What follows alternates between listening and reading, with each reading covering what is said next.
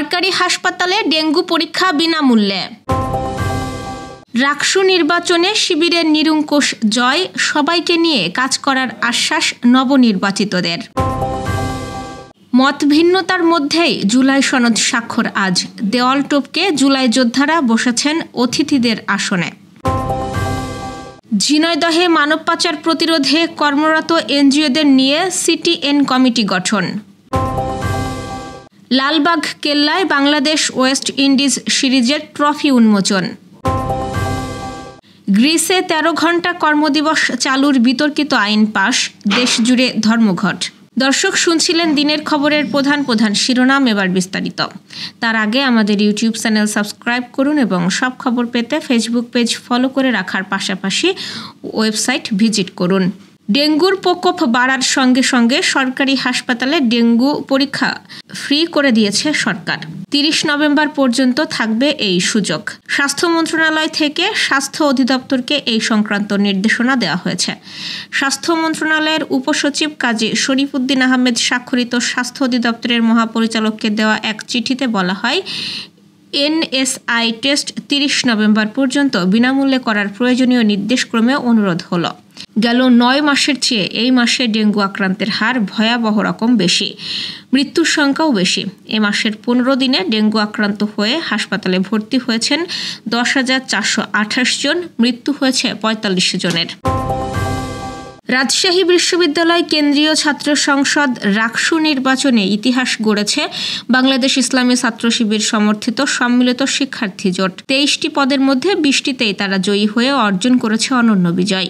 শুধু 3টি পদ সাধারণ সম্পাদক বা জিএস, ক্রীড়া সম্পাদক এবং বিজ্ঞান ও প্রযুক্তি সম্পাদক জোটের হাতছাড়া হয়েছে। আজ সকাল 8:30টায় চূড়ান্ত ফলাফল ঘোষণা করেন প্রধান নির্বাচন কমিশনার অধ্যাপক এফ নজরুল ইসলাম। জিএস পদে জয় পেয়েছেন সালাউদ্দিন আম্মার, যিনি বৈষম্য বিরোধী আন্দোলনের সাবেক সমন্বয়ক এবং রাজশাহী বিশ্ববিদ্যালয় ক্যাম্পাসের পরিচিত মুখ।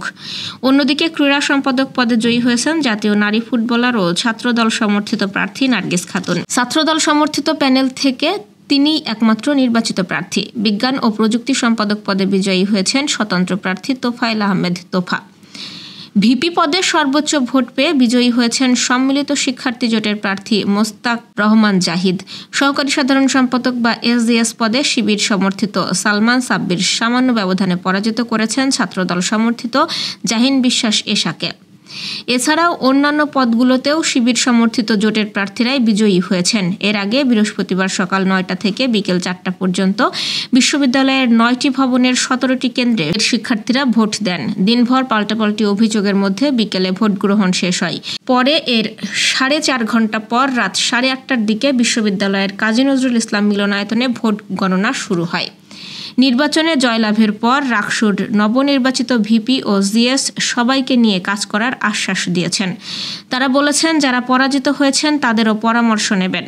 আজ সকালে রাকসু নির্বাচনের ফল ঘোষণার পর বিশ্ববিদ্যালয়ে কাজী নজরুল ইসলাম মিলনায়তনের সামনে তারা তাৎক্ষণিক এই প্রতিক্রিয়া জানান। নবনির্বাচিত ভিপি মোস্তাকুর রহমান জাহিদ বলেন, যারা বিজয়ী হয়েছেন তাদের এই বিজয় নিজ নিজ ধর্ম অনুযায়ী উদযাপন করা এবং শিক্ষার্থীদের ম্যান্ডেট অনুযায়ী কাজ করার আহ্বান জানায়। নির্বাচনে জয় পরাজয় স্বাভাবিক, আমরা সবাই মিলে এই ক্যাম্পাসকে গড়ে তুলব। শেষ মুহূর্তে বিভিন্ন রাজনৈতিক দলের মত ভিন্নতার পরও অবশেষে বহুল প্রত্যাশিত জুলাই জাতীয় সনদ আজ স্বাক্ষর হবে। এই উপলক্ষে জাতীয় ঐক্যমত্য কমিশন সব প্রস্তুতি সম্পন্ন করেছে। জাতীয় সংসদের দক্ষিণ প্লাজায় সাজানো হয়েছে নতুন সাজে। আজ বিকেল 4টায় সনদ স্বাক্ষর অনুষ্ঠিত হওয়ার কথা রয়েছে। প্রধান উপদেষ্টা অধ্যাপক মোহাম্মদ ইউনুস, জাতীয় ঐক্যমত্য কমিশনের সহ সভাপতি ও সদস্যরা এই রাজনৈতিক দলগুলোর 2 জন করে প্রতিনিধি এই সনদে সই করবেন। অনুষ্ঠান ঘিরে নেওয়া হয়েছে সর্বোচ্চ নিরাপত্তা ব্যবস্থা। এরই অংশ হিসেবে অনুষ্ঠান চলাকালে সংসদ এলাকায় সব ধরনের ড্রোন ওড়ানো নিষিদ্ধ করেছে সরকার। এদিকে জাতীয় সংসদের দক্ষিণ প্লাজায় জুলাই সনদ স্বাক্ষর অনুষ্ঠানে পুলিশি বাধা অতিক্রম করে দেওয়াল টপকে অনুষ্ঠানস্থলে প্রবেশ করেন এবং অতিথিদের জন্য বরাদ্দ করা চেয়ারগুলোতে বসে পড়েন শতাধিক জুলাই যোদ্ধা। আজ সকাল 10টার দিকে এই ঘটনা ঘটে। জাতীয় সংসদের দক্ষিণমুখী মঞ্চে বিকেল 4টায় স্বাক্ষর হওয়ার কথা থাকলেও জুলাই যোদ্ধারা তাদের বিভিন্ন দাবি জানানোর জন্য আগেই অবস্থান নেন। তারা জানান, জুলাই সনদে জুলাই যোদ্ধাদের স্বীকৃতি নিশ্চিত করতে হবে, জুলাইয়ে শহীদ ও আহতদের মৌলিক অধিকার রক্ষা করতে হবে এবং সুরক্ষা আইন সহ দায়মুক্তি নিশ্চিত করতে হবে। অনুষ্ঠান স্থলে অতিরিক্ত পুলিশ সদস্য মোতায়েন করা হয়েছে। পুলিশ ও ঊর্ধ্বতন কর্মকর্তারা জুলাই যোদ্ধাদের সঙ্গে কথা বলছেন এবং শান্তিপূর্ণভাবে অনুষ্ঠান স্থল ছেড়ে দেওয়ার জন্য অনুরোধ করছেন। মঞ্চ থেকে মাইকে ঘোষণা দিয়ে জুলাই যোদ্ধাদের শান্ত হওয়ার আহ্বান জানানো হচ্ছে। ঝিনাইদহে মানব পাচার প্রতিরোধে কর্মরত এনজিওদের নিয়ে কাউন্টার ট্রাফিকিং নেটওয়ার্ক কমিটি গঠন করা হয়েছে। সৃজনী বাংলাদেশের ট্রেনিং রুমে রূপান্তর এনজিওর আশ্বাস প্রকল্পের আওতায় আয়োজিত মতবিনিময় সভায় এই নেটওয়ার্ক গঠন করা হয়। সভায় সভাপতিত্ব করেন রূপান্তরের নির্বাহী পরিচালক স্বপন গুহ। আলোচনা করেন উইনরক ইন্টারন্যাশনালের regional coordinator Supti Dibra, senior manager Golam Rabbani, Rabiul Islam সহ অন্যরা। আলোচনা শেষে স্থানীয় পর্যায়ে মানব পাচার বিরোধী কার্যক্রমে নিয়োজিত সংস্থা, এনজিও ও সিবিওদের নিয়ে একটি কাউন্টার ট্রাফিকিং নেটওয়ার্ক গঠন করা হয় বলে জানিয়েছেন প্রতিনিধি আব্দুর রহমান।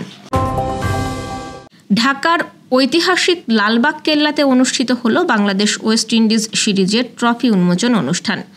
আজ সকাল 8:45 আয়োজিত এই অনুষ্ঠানে উপস্থিত ছিলেন দুই দলের অধিনায়ক, বাংলাদেশ ওয়ানডে দলের মেহেদী হাসান মিরাজ এবং ওয়েস্ট ইন্ডিজের শাই হোপ। প্রাচীন স্থাপত্য এবং উচ্ছ্বাসপূর্ণ পরিবেশে আনুষ্ঠানিকভাবে উন্মোচন করা হয় সিরিজের ট্রফি।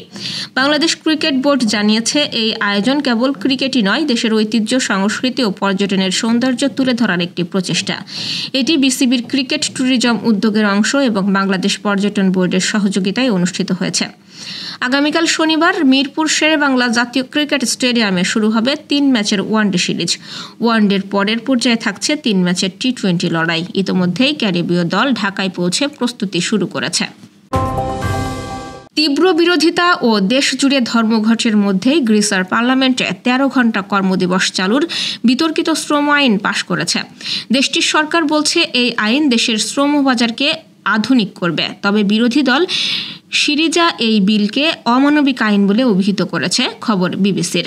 নতুন আইনে বছরের সর্বোচ্চ 150 ঘণ্টা অতিরিক্ত কাজের সীমা নির্ধারণ করা হয়েছে। তবে 40 ঘণ্টার সাপ্তাহিক কর্মঘণ্টা অপরিবর্তিত থাকবে। সরকার বলছে, অতিরিক্ত কর্মদিবস সম্পূর্ণ ঐচ্ছিক, শুধু বেসরকারি খাতেই প্রযোজ্য এবং বছরের সর্বোচ্চ 37 দিন পর্যন্ত কার্যকর হতে পারবে। বৃহস্পতিবারের ভোটে ক্ষমতাসীন মধ্য ডানপন্থী নিউ ডেমোক্রেসি দলের সংসদ সদস্যরা নতুন এই আইনের পক্ষে ভোট দেন।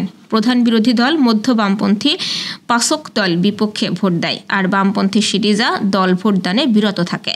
চলতি মাসে এই আইন প্রত্যাহারের দাবিতে দেশজুড়ে 2 বার সাধারণ ধর্মঘটের ডাক দেয় শ্রমিক ইউনিয়নগুলো। এসব ধর্মঘটে গণপরিবহন ও সরকারি সেবা কার্যত অচল হয়ে পড়ে।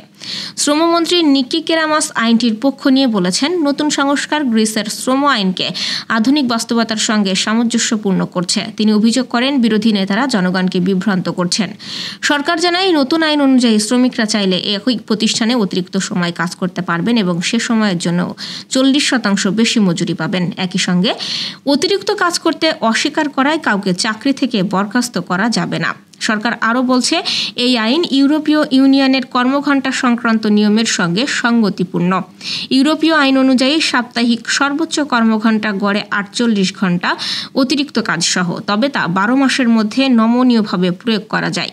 সরকারি কর্মকর্তাদের মতে, এই আইন শ্রমিকদের একাধিক খণ্ডকালীন চাকরির বদলে একই প্রতিষ্ঠানে দীর্ঘ সময় কাজের সুযোগ দেয়, তবে তাদের অংশগ্রহণ পুরোপুরি স্বেচ্ছামূলক।